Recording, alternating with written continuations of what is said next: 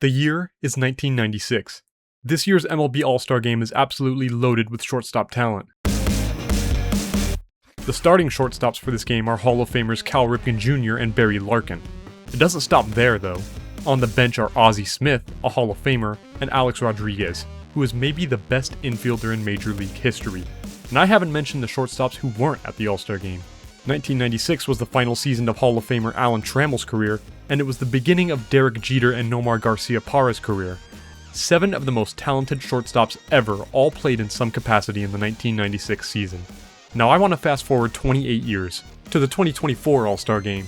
In this game, we had a mix of young dynamic stars like Ellie De La Cruz, Gunnar Henderson, and Bobby Witt Jr. to go alongside the accomplished veterans, Carlos Correa, Mookie Betts, Trey Turner, Corey Seager, all of whom are phenomenal potential Hall of Fame players in their own right. Much like the 1996 All-Star Game, the 2024 All-Star Game was stacked with shortstop talent.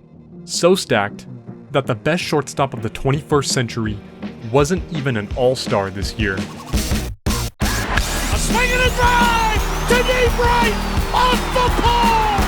A grand slam, Francisco Lindor! He's done it again! Swing and a drive towards the gap in right center, it's pretty deep, it's gone! It's gone! Francisco Lindor! He may have just outdone himself!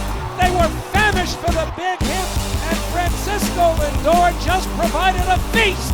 I don't think I'm being a prisoner of the moment when I say that I would take the current group of MLB shortstops over any generation of shortstops in MLB history.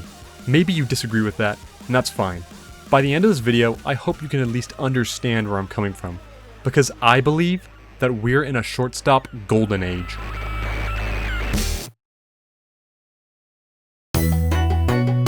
For almost the entirety of professional baseball, the shortstop position was defined by its defensive brilliance, and it's understandable as to why that is.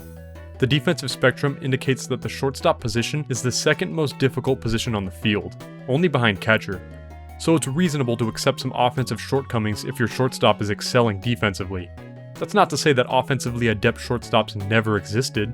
Honus Wagner, Lou Boudreau, and Ernie Banks all certainly challenged the pre-existing narratives around shortstops in the early 20th century, but they were the incredibly rare exceptions to the norm. The typical shortstop for the first 100 or so years of professional baseball was small in stature, could pick it with the best of them, and had little to no offensive upside. But maybe there is a bit too much stock put into glove-first shortstops historically. All-glove, no-bat shortstops were so highly regarded in the mid-20th century that it wasn't uncommon to see them receive MVP votes. Dick Bartell finished 12th in AL MVP voting in 1940, despite the fact that he was an abhorrent hitter and was an overall below replacement level player. This is like if, 2025 Nick Allen received MVP votes. And look, as much as I can appreciate a fellow Bay Area native, and even though Bartell had a shockingly great career, these stats are not befitting of MVP votes whatsoever. It's a baffling concept to think about now, but at the time, shortstop defense was held in extraordinarily high esteem. The point is, shortstops were historically never expected to hit all that well. Their role for the team was simply to provide defensive stability. Nothing more, nothing less. That all changed in 1981, when a kid from Aberdeen, Maryland, revolutionized the game of baseball. For all of baseball history up until 1980, do you know how many shortstops 6'4" or taller had prolonged careers in MLB? The answer is 0! And if we adjust the parameter from prolonged career to any career at all, there's only one shortstop 6'4" or taller in MLB history up until 1980, and that's Ray Busa, who played a grand total of 68 career games. If we lower the required height to 6'3", there are still only 2 shortstops who played at least 1,000 career games, Tony Kubek and Ron Hansen. Vertically gifted shortstops were unheard of for the first 100 years of professional baseball.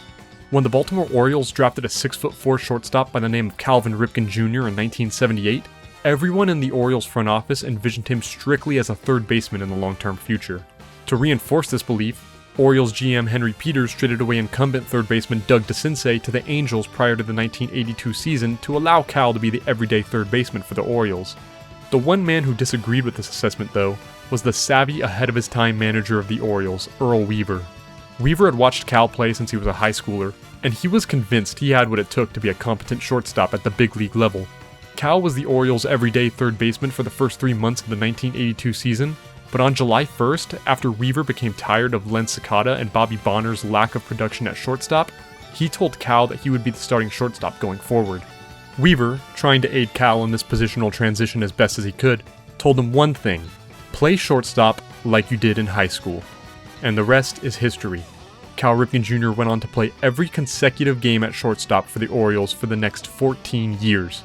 Earl Weaver and Cal Ripken Jr., representing the burgeoning modernization of the game, and the Orioles front office, representing the sometimes archaic tradition that baseball can be so beholden to. The reason I took you all on this history lesson is that I really want to emphasize how anomalous Cal Ripken Jr. was at the time. By simply existing at the shortstop position at his height, he was doing something the sport of baseball had never seen before. It was revolutionary. And he wasn't a blip on the radar, he was a trendsetter. Since his debut, many big-bodied shortstops have enjoyed prolonged careers in MLB. To emphasize this, I found the median height and weight of Hall of Fame shortstops and the median height and weight of the 20 best shortstops by F4 since 2016. It's a pretty unscientific comparison, but it does the job, I think. Look, I don't know shit about statistical analysis.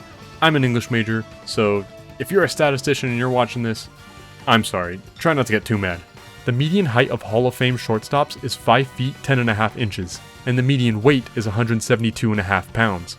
The median height and weight of today's best shortstops is 6 feet and half an inch and 202 pounds. Yesteryear's great shortstops were usually built like Chandler Simpson. Today's great shortstops are usually built like, well, Bobby Witt Jr. How fitting. Maybe this increase in size is a reason why shortstops today are more offensively talented as a collective than they ever have been before. To understand how good shortstops are today offensively, we need to understand how bad they were offensively. A great baseball mind once said that the game is played on Fangraphs and not the field. Using Fangraphs, we can take at-bats taken at a specific position since 2002, so we can see specifically how well shortstops have hit as a collective. And this is specifically at-bats taken at the shortstop position. So this at-bat by Corey Seager as a designated hitter isn't included in this data. This is a chart of season-by-season WRC Plus by shortstops since 2002, with the exception of the 2026 season, as that's still ongoing. As you can see, there's been a clear uptick in offensive prowess of shortstops starting in the late 2010s. In fact, the first time that shortstops as a collective have been at least league average hitters was 2019, and it's occurred 3 more times after that. We can go back even past 2002, but with a little less specificity. Fangraphs still provides stats for how well each position hits before 2002, but instead of calculating it by using plate appearances taken specifically while playing the position, they include the season stats for any player who played at least 25% of their games at that position.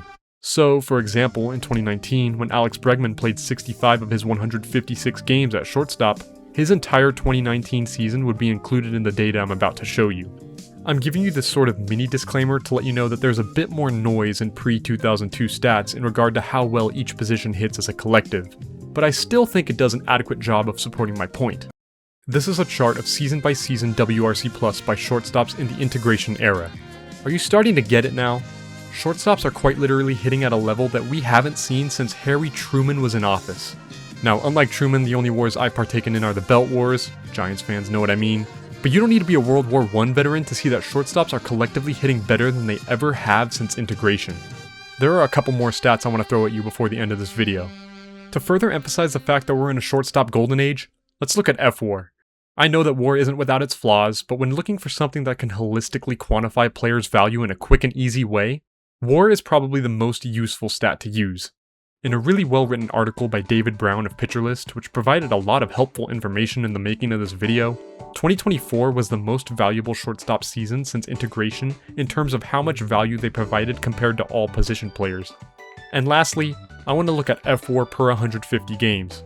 Just looking at the raw F-WAR totals accrued by shortstops isn't fair since the amount of teams have increased dramatically over MLB's history, so F-WAR per 150 games played is the best way to look at how valuable shortstops have been on a per game basis. And lo and behold, when we look at a chart of season-by-season shortstop F-WAR per 150 games, look at where it peaks. Right here, with this current generation of shortstops. And I truly do believe that they're all headed by Francisco Lindor, the best shortstop of a generation. You know, if Francisco Lindor were a Magdalena Bay fan, his favorite song would probably be That's My Floor, because he hasn't put up less than 3.9 F4 in a full season in his career. But he'll probably finish below that mark for the first time in his career this year because of injuries, so maybe his new favorite Magdalena Bay song is like, I don't know, You Lose or something. Poorly written music jokes aside, if there's one thing I want you to take away from this video, it's how the shortstop position has drastically changed over the course of MLB history, and how it's changed for the better, I think. Shortstops are bigger than ever before, they're more talented than ever before, they're better hitters than ever before, and most importantly, they're more valuable than ever before. Can I say that this generation of shortstops are indubitably better than any others? Maybe not objectively, but with all the data I presented to you, I do hope that you exit this video with more of an understanding as to why I feel that it is than when you entered it. I also understand that a lot of shortstops this year are having down years like Corey Seager, Trey Turner, Willie Adames, Gunnar Henderson, and a lot more, so this might just be the worst possible time to make this video. And hey, that's what I get for not being able to come up with a video topic for 10 months. But even if this golden age of shortstops is coming to a close, wow, what a golden age it was. We got to see a lot of potential Hall of Fame shortstops all play in their primes at the same time. So maybe for just a minute, let's park the car, get out, and just take in the view for a while, because you really don't know what you have until it's gone. I'll end this video with a little story. It's March 5th, 2006, and the inaugural World Baseball Classic tournament has just begun. Team USA is gearing up to play an exhibition game against the San Francisco Giants before they play their first official match against Team Mexico in 2 days. Derek Jeter and Alex Rodriguez are both on Team USA, and they stop their pre-game routine to rush over and meet Willie Mays. Jeter and A-Rod introduce themselves to the baseball titan, but Mays feels diminutive in their presence, because the first thing he responds with is this: "Man, you guys are tall." Yep, Willie. I don't know why they call them shortstops either.